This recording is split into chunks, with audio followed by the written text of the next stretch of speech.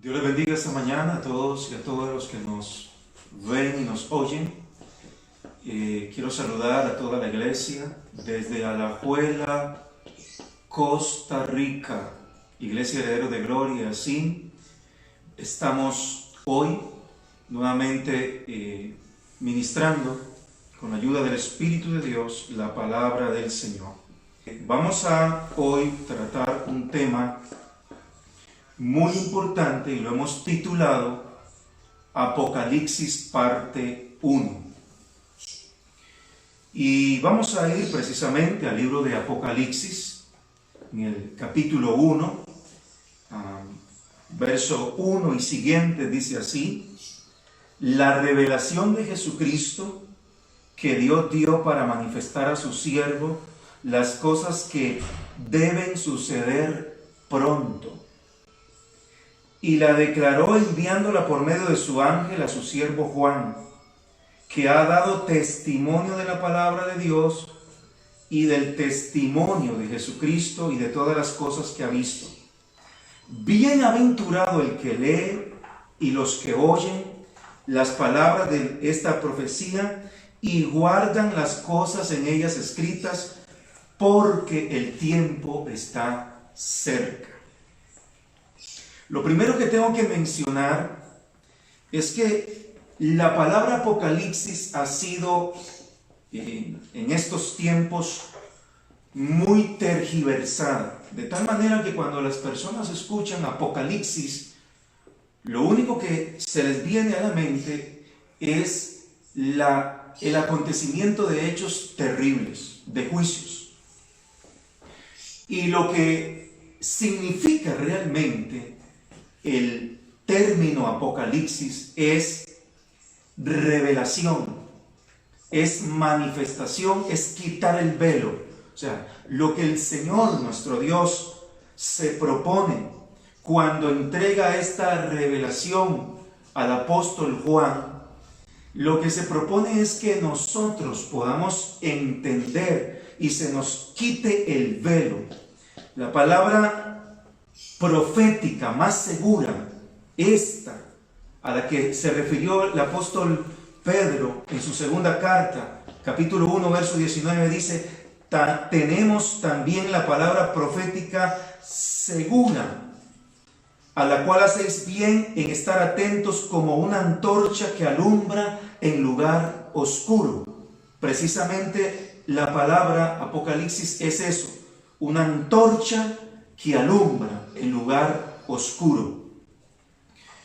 Ahora, el verso 2 dice que le fue revelada a Juan, a Jesucristo. Jesucristo envía a su ángel y el ángel lo da a Juan y Juan a su vez lo da a las iglesias, a las 7 iglesias de Asia Menor, y que nos ha llegado este mensaje escrito a nosotros. Y damos gloria a Dios por eso, por los propósitos eternos de Dios, porque si esto hubiera sido dicho de forma verbal en aquel tiempo, donde inclusive no había medio de grabación, pues imagínense cómo nos hubiera llegado al día de hoy. Pero Dios dijo: escribe, y quedó escrita esta revelación de Dios. Al que ha dado testimonio, qué maravilloso es que Dios se refiera de un hijo de Dios que ha sido fiel, que ha dado testimonio de la palabra y de Jesucristo. Y lo tercero que dice en la introducción del libro es bienaventurados. Hay una triple bienaventuranza para los que leen, para los que oyen y para los que guardan la palabra de la profecía de este libro. Leer la escritura desde Génesis hasta Apocalipsis de por sí ya es una bienaventuranza de Dios, y benditos los que leen esta escritura. Pero hay bienaventuranza, Dios pone un especial énfasis en declarar una triple bienaventuranza sobre los que leen, oyen y guardan la palabra de la profecía de este libro. ¿Por qué esa bienaventuranza? Bueno, la bienaventuranza precisamente es porque el tiempo está cerca. El Señor dice, el tiempo está. Hay especial mención en esto, por lo menos 7 veces en el libro de Apocalipsis el Señor dice, la primera de ellas, porque el tiempo está cerca, 1:3, yo vengo pronto, 3:11, las cosas que deben de suceder pronto, 22:6, el tiempo está cerca, 22:10, yo vengo pronto, 22:12, ciertamente vengo en breve, 22:30. El Señor viene y el Señor sigue tocando una voz de trompeta. El Señor sigue declarando su palabra y sigue diciendo por diferentes siervos, por diferentes medios, yo estoy a las puertas, yo vengo pronto. Estamos viviendo las señales antes del fin. Dentro de esas señales está que muchos se han apartado de la fe y muchos que un día fueron salvos y reconocieron que Jesucristo era su Señor y Salvador, se han vuelto atrás. Y una de las señales precisamente que el Señor dijo es que el amor de muchos se enfriará. Hay gente que se ha vuelto a la apostasía, le han dado la espalda a Cristo y les ha sucedido lo de aquel proverbio que dice la Escritura, que se han vuelto como el perro vuelve a su vómito y como la puerca lavada vuelve a su cieno. Se han vuelto a revolcar y han aceptado otra vez ser esclavos de la miseria del pecado.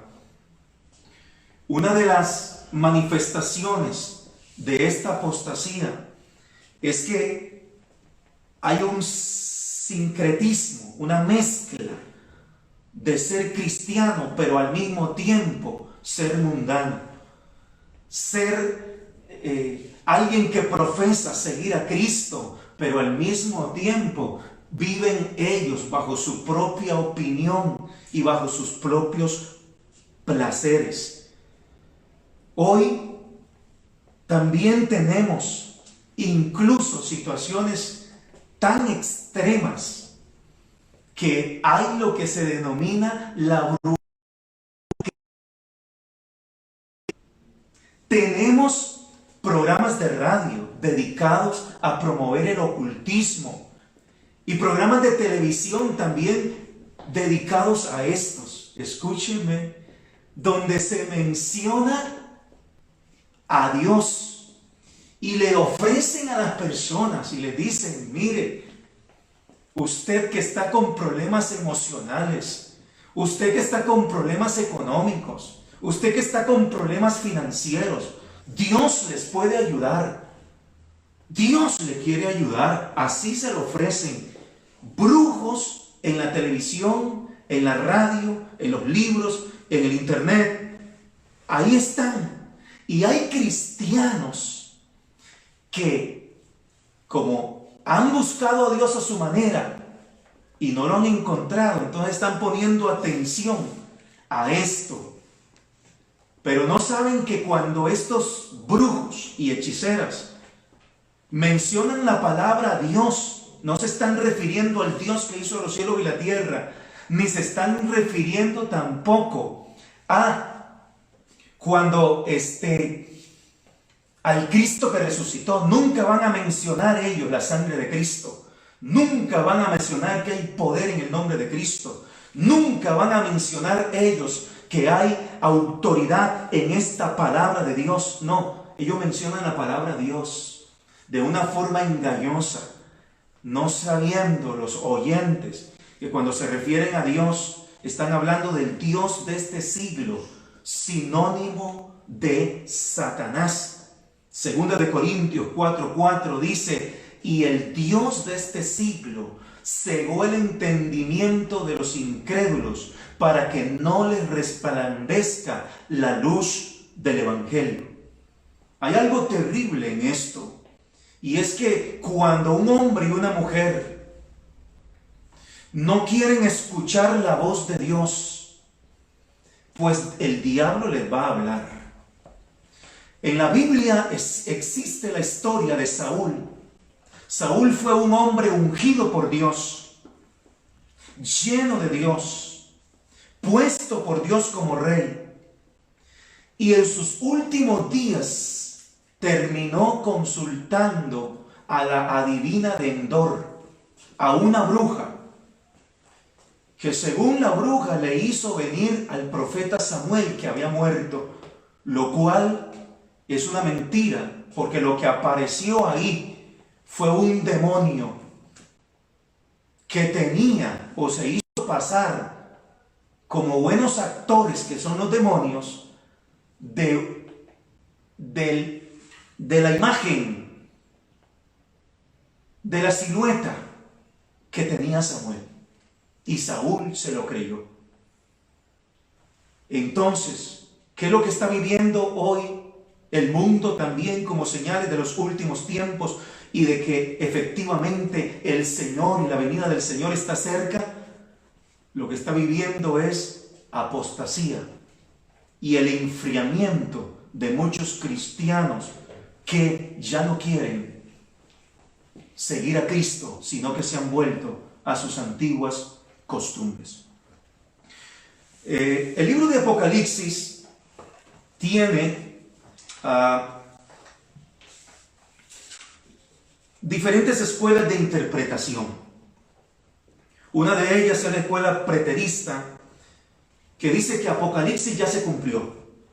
Luego está la escuela histórica, que dice que Apocalipsis ha ido cumpliendo a lo largo de la historia. Luego está la escuela espiritual, que es la que dice que Apocalipsis lo que refleja y lo que representa es la lucha entre Cristo y Satanás, entre el bien y el mal. Es decir, todo lo espiritualiza. Y también está la escuela futurista, en la cual nosotros nos ubicamos. Esta enseña el significado literal de las palabras, tal y como están ahí, excepto que exista prueba evidente del uso figurativo o simbólico, que también los hay. Enseña que la mayor parte del libro está por cumplirse. Solo los primeros 3 capítulos, 1, 2 y 3, son los que ya se han cumplido.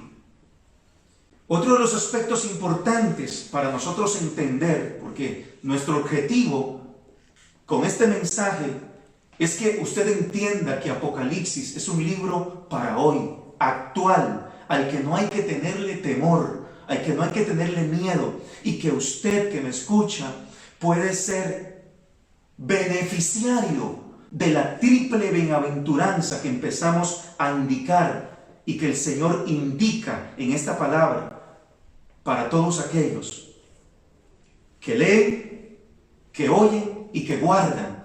Y quiero decir que la palabra guardar aquí no es un sinónimo o un verbo pasivo de archivar algo para algún día volverlo a abrir, sino que guardar significa cuidar, de poner por obra, cuidar, de preservar, de estar atento, como el padre es un guardador de sus hijos que lo cuida siempre. Así la palabra guardar aquí es en verbo activo, que significa entonces preservar y cuidar, de poner por obra y de estar atento a los acontecimientos que se describen en esta palabra. Otro de los aspectos, introduciéndonos más ya sobre el libro de Apocalipsis, es que aparecen con mucha frecuencia los siguientes números. El número 3, que representa a la Trinidad, es la firma de Dios. El número 4, que representa lo terrenal, los 4 puntos cardinales, los 4 vientos de la tierra, los 4 seres vivientes. El número 6, que representa el mal, el número del hombre. Por eso el anticristo utilizará 666 como su marca, como su firma. La firma de Dios es 3, Trinidad, Padre, Hijo, Espíritu Santo. La firma del anticristo es firma del hombre, 3, 666. La perfección la está representada por el 7 estrellas, 7 candeleros, 7 puertas, 7 ángeles, 7 trompetas, 7 lámparas, 7 sellos. El número 10 representa la actividad del mundo. El anticristo tendrá 10 cuernos y 10 diademas. El número 12 representa lo que es completo. 12 apóstoles, 12 tribus, 12 ángeles, 12 puertas, 12 frutos tendrá el árbol de la vida, 12,000 sellados. Representa lo que está completo. Estos números son los más frecuentes que van a aparecer en el libro de Apocalipsis.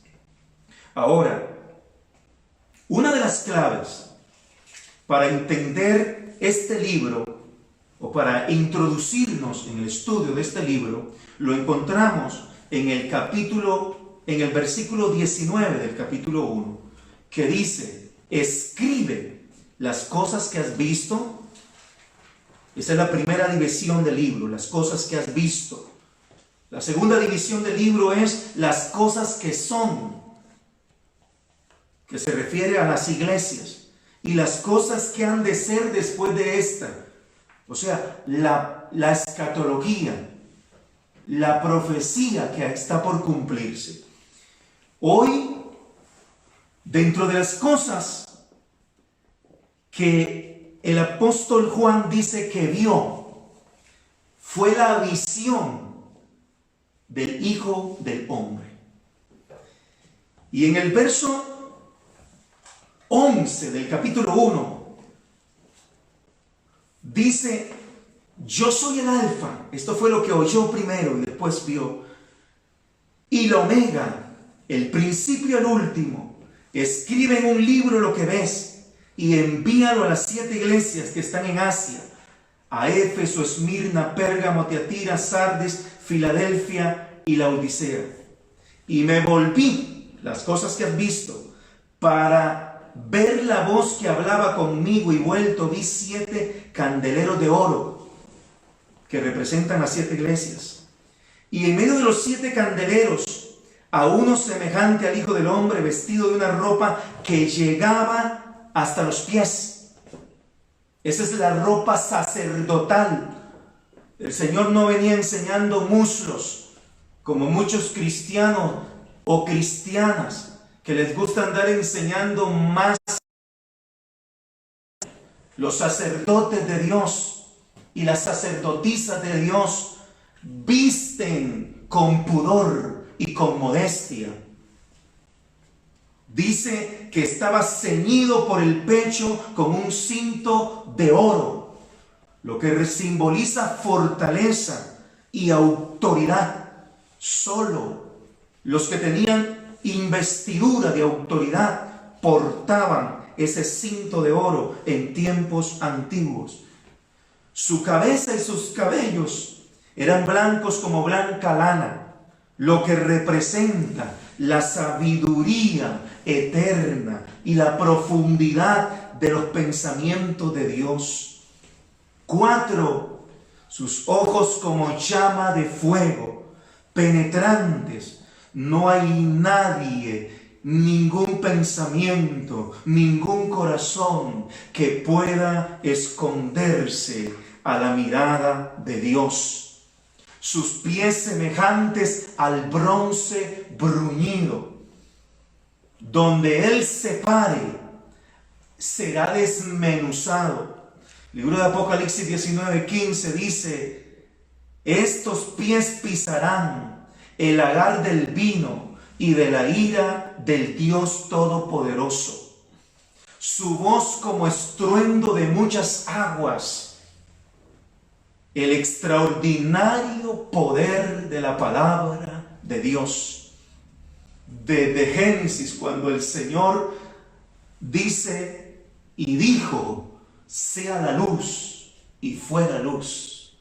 El poder de la palabra de Dios, que dijo: produzca la tierra hierba verde, y en aquel momento la tierra comenzó a obedecer su voz, y la tierra produjo hierba y todo árbol que da fruto según su especie, dice la Escritura. Pero esa palabra de Dios es tan poderosa, no solo para crear, sino para destruir. De eso está hablando también Apocalipsis, porque la Biblia dice que el Señor pondrá a sus enemigos por estrado de sus pies. ¿Cómo lo hará? Con el poder de su palabra. Su rostro resplandecía como el sol resplandece en su fuerza, porque Él es la fuente de toda luz. Él es el sol de justicia. Él no necesita como la luna el calor del sol o la luz del sol para alumbrar. Él tiene luz propia. Por eso dice la Escritura que la ciudad, la nueva Jerusalén, no tendrá necesidad de sol ni de luna, porque el Cordero la alumbrará. Y dice que de su boca salía una espada aguda de 2 filos. Y esto definitivamente es la palabra de Dios. En el libro de Hebreos 4:12 dice: porque la palabra de Dios es viva y eficaz, más cortante que toda espada de 2 filos. Esto es lo que Juan ve en la revelación. Ya no aparece el Señor como apareció años atrás, cuando vino y nació en un pesebre y fue llevado hasta el Calvario, y le escupieron y le escarnecieron, y en su burla le pusieron una corona de espinas. Araron los aradores, dice, porque desgarraron sus lomos, lo clavaron, le ponían vendas en los ojos y le decían: profetiza, ¿quién te golpeó? Aquel cordero manso, aquel cordero que fue llevado hasta el Calvario a poner su vida por usted y por mí, que todavía sigue siendo llamado de salvación al hombre, ahora en la revelación y en este periodo profético aparece como Rey de Reyes, como Señor de Señores, investido de autoridad total y con, aleluya, una victoria sobre su vida extraordinaria, victoria que es de Él y que le ha entregado a todos los que le aman y todo lo que le sigue, a la iglesia de Cristo. Si tú no eres iglesia de Cristo y te convences por el Espíritu de Dios que no eres iglesia de Cristo, pásate de bando. ¿No te parece que es inteligente? Pásate de bando, porque existen 2 bandos nada más: los que van por el camino ancho y espacioso, y los que siguen a Cristo, que ha dicho: yo soy la puerta estrecha, el que por mí entra comerá y llevará muchos frutos y hallará muchos pastos. Aleluya. Hasta ahí las cosas que has visto. Luego la segunda parte entonces dice las cosas que han de ser, las cosas que son. A partir del capítulo 2 y el capítulo 3 aparecen los mensajes de las 7 iglesias. Estos mensajes no solo hubiesen 7 iglesias en aquel tiempo, sino que reunían estas características específicas a las que el Señor quería llamar su atención. Y tenemos entonces la estructura del mensaje. Lo primero que hace el Señor es escribe al ángel de la iglesia. El ángel es un mensajero. El mensajero es el pastor de la iglesia. Y en el capítulo 1, el Señor se refiere y dice que las 7 estrellas son los 7 ángeles de las iglesias. El ministerio pastoral, el ministerio de pastor, es uno de los más despreciados en estos tiempos. Si alguien ve teniendo éxito a un profesional, un médico, un arquitecto, la gente dice, qué bien, cómo está teniendo éxito. Pero cuando un pastor deja de llegar en bus a la iglesia o en caballo a la iglesia y ya puede llegar en su moto o puede llegar en su vehículo, en su carro, en su automóvil, comienza la gente a decir, ese pastor, quién sabe qué se está robando, quién sabe cuántos diezmos está robando, quién sabe cuántas ofrendas está robando. Pero aunque el ministerio pastoral es uno de los más despreciados en estos tiempos y en la historia, yo quiero decirle que los verdaderos pastores, dice la Biblia, Apocalipsis capítulo 1, están en la diestra del Señor. Y bien hacen las iglesias que tienen y que saben que tienen verdaderos pastores, orar por ellos, interceder por ellos. Y entonces, aquí tenemos que las cosas que son los mensajes a las iglesias, la iglesia. Y la estructura es, ¿a quién va dirigido? Lo segundo es que el Señor a toda iglesia les hace un encomio, un elogio, les dice las cosas buenas. Lo tercero es que también Dios les señala las cosas malas, las cosas que deben de corregir y las cosas que deben de arrepentirse, porque esto es una de las evidencias de un mensaje genuino de Dios. El mensaje genuino de Dios, la profecía genuina de Dios, no solo te dice lo bueno que estás haciendo, sino que también te dice las cosas que debes de corregir. Y Dios se presenta también dentro de la carta como quien es, el testigo fiel. La raíz de David se presenta a la iglesia como el que es, para que no haya duda de que el mensaje viene de Dios. Solo a modo de ejemplo quiero hablar de la primera iglesia, la iglesia de Éfeso. El Señor empieza diciéndole, escribe al ángel de la iglesia, el que tiene las 7 estrellas en la diestra, o sea, los 7 pastores, los 7 ángeles, los 7 mensajeros, el que anda en medio de los 7 candeleros, el que anda en medio de la iglesia. Hay iglesias en las cuales el Señor ya no anda, porque se han encargado con sus doctrinas y sus prácticas, donde se practica la música del mundo, donde se vale los ritmos mundanos, donde se vale cualquier cosa, han contristado al Espíritu de Dios. Y en esas iglesias, inclusive el Señor ya ha dejado de hablar.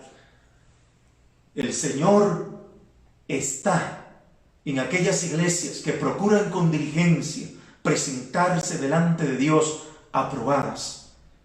El que está en medio de los 7 candeleros dice, yo conozco tus obras y tu arduo trabajo y paciencia, que no puedes soportar a los malos, y has probado a los que se dicen ser apóstoles y no lo son, y los has hallado mentirosos. y has sufrido y has tenido paciencia y has trabajado arduamente por amor a mi nombre y no has desmayado. Eso era la primera parte del mensaje. Conozco todo lo que has hecho, conozco tus oraciones, conozco tu trabajo, conozco que has sido fiel en muchas cosas, pero el Señor ahora le dice a la iglesia, pero tengo contra ti que has dejado tu primer amor. Recuerda por tanto de dónde has caído. Esto es impactante. Dios seguía tratando con la iglesia, pero Dios seguía tratando con una iglesia que estaba caída. Gente que estaba ya, y si no se arrepentía, le dice el Señor, si no se arrepentía, yo quitaré el candelero de su lugar. Ya no será una iglesia que está puesta en lugar alto, sino que será una iglesia que dejará de brillar. Quitaré el candelero, tu candelero, de su lugar, y Dios lo dará y lo llevará. Porque yo quiero decirle una vez más, no se trata de quién fue el que te fundó, iglesia. Digo, hablando terrenalmente, porque esta iglesia de Éfeso había sido fundada por el apóstol Pablo.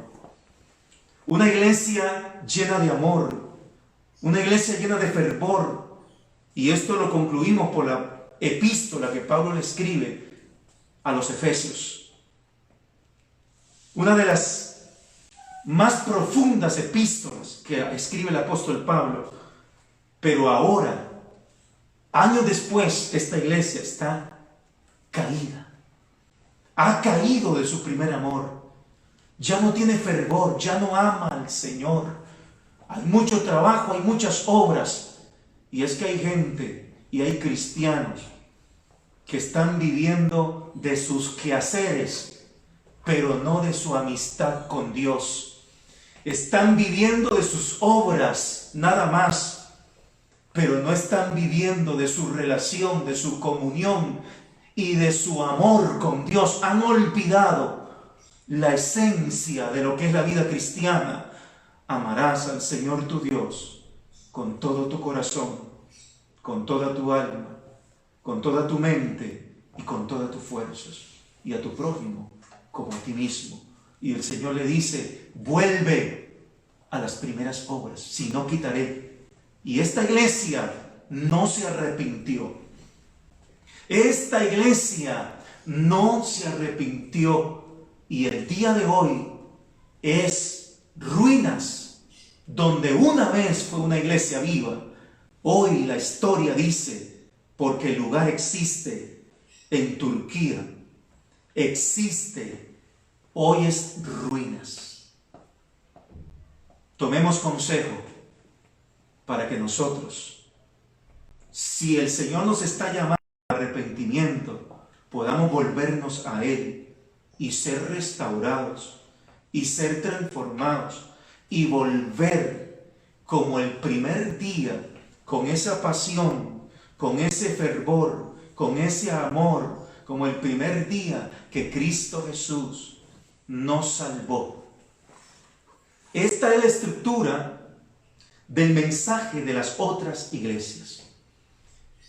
Diferente mensaje a cada iglesia, pero esta es la estructura de este mensaje.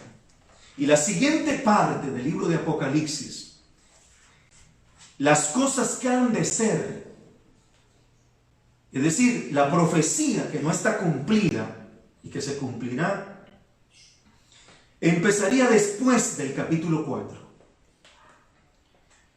Y entonces dice el capítulo 4, verso 1. Después de esto, después de las cosas que has visto y después de las cosas que son, después de esto, miré, y he aquí una puerta abierta en el cielo. Y la primera voz que oí, como de trompeta, hablando conmigo, dijo, sube acá, y te mostraré las cosas que sucederán después de esta. Esta palabra lo que representa es el arrebatamiento de la iglesia. Juan, a partir de ahora, las cosas que se le van a mostrar, o sea, los juicios que vienen sobre la tierra y las cosas que se le van a mostrar, ya no está él en la tierra, sino que ha subido por la orden del que tenía voz como de trompeta. Cristo Jesús sube, le dice, sube acá. Es decir, esto es lo que nos hace entender y creer que la iglesia no vivirá ni estará en la gran tribulación. Porque después de esto, lo que va a seguir es la gran tribulación, y eso es lo que ve el apóstol Juan. Eso será la parte 2 de este estudio de Apocalipsis. Y quiero mencionar 2 bases bíblicas que nos parecen muy sólidas. Hay mucho más, pero quiero mencionar solo 2 que nos hacen afirmar de que el Señor levantará su iglesia antes de que empiece la semana 70 de Daniel. Número 1, el primer argumento es que en los capítulos 1 al 3 de Apocalipsis se menciona 19 veces la palabra iglesia, y a partir del capítulo 4 y hasta el capítulo 18, que son los capítulos con algunos paréntesis bíblicos, con algunos paréntesis y silencios, ahí tenemos que nunca más se vuelve a mencionar la palabra iglesia. Si la iglesia pasara la gran tribulación, ¿por qué no se menciona? Debería de mencionarse. Eso es uno de los argumentos. Ya la iglesia no está en la gran tribulación y por eso es que no se menciona. El segundo argumento es que precisamente la gran tribulación es el cumplimiento de la semana 70 de Daniel, indicada en el capítulo 9, versículo 25 del libro de Daniel, donde se habla exactamente de que Daniel estaba preguntándose qué iba a suceder con su pueblo, porque estaba próximo a cumplirse los 70 años que el profeta Jeremías había indicado por el Señor que el pueblo de Israel iba a estar cautivo por el pueblo caldeo, o sea, Babilonia. Estaban por cumplirse los 70 años y Daniel comienza a preguntarle a Dios: yo quiero saber qué va a suceder con mi pueblo en el futuro. ¿Qué va a suceder? Y Daniel era un hombre que amaba a sus hermanos. Y la Biblia lo registra a través de esta oración y a través del momento también cuando Darío decretó que el que no orase a otro Dios y no hiciese petición a otro Dios que no fuese él en el término de 30 días, dice que Daniel abría las ventanas de su casa, la ventana que veía hacia el oriente, la ventana que veía hacia su pueblo Israel.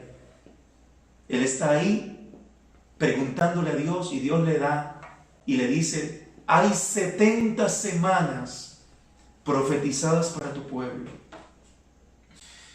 Ya vamos a entrar en algún momento de glosar más esto, pero la semana 69 se cumplió con la muerte del Mesías, cuando Cristo Jesús entregó su vida en la cruz del Calvario.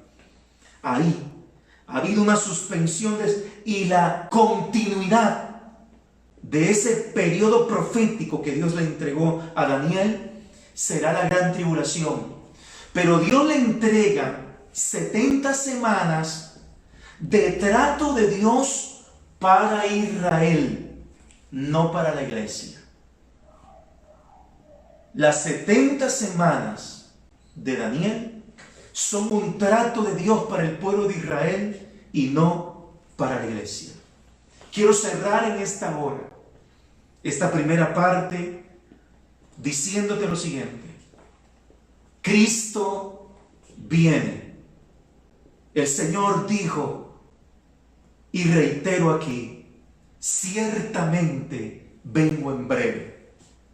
La pregunta que yo te hago a ti, ¿estás preparado? La única forma de estar preparado es entregarle verdaderamente tu vida completa al Señor Jesucristo y vivir una vida que dé frutos dignos de arrepentimiento. No como los cristianos que dicen yo tengo a Cristo, pero no se les ve ningún fruto. La única forma de asegurarte que cuando la trompeta suene para que la iglesia sea arrebatada es, recapitulo, entrégale tu vida al Señor completamente y empieza a dar frutos dignos de arrepentimiento. Quiero hacer una oración y si tú estás listo para entregarle tu vida a Cristo, repite conmigo.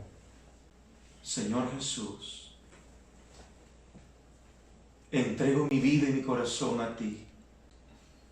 Padre, quiero darte gracias por Jesucristo mi Señor, que dio su vida en la cruz del Calvario. Lávame con tu sangre, límpiame de toda maldad. Escribe mi nombre en el libro de la vida y ayúdame a vivir de ahora en adelante dando frutos para ti, Señor.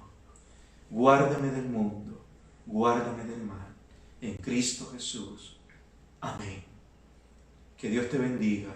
Quiero orar por el que está enfermo en esta hora.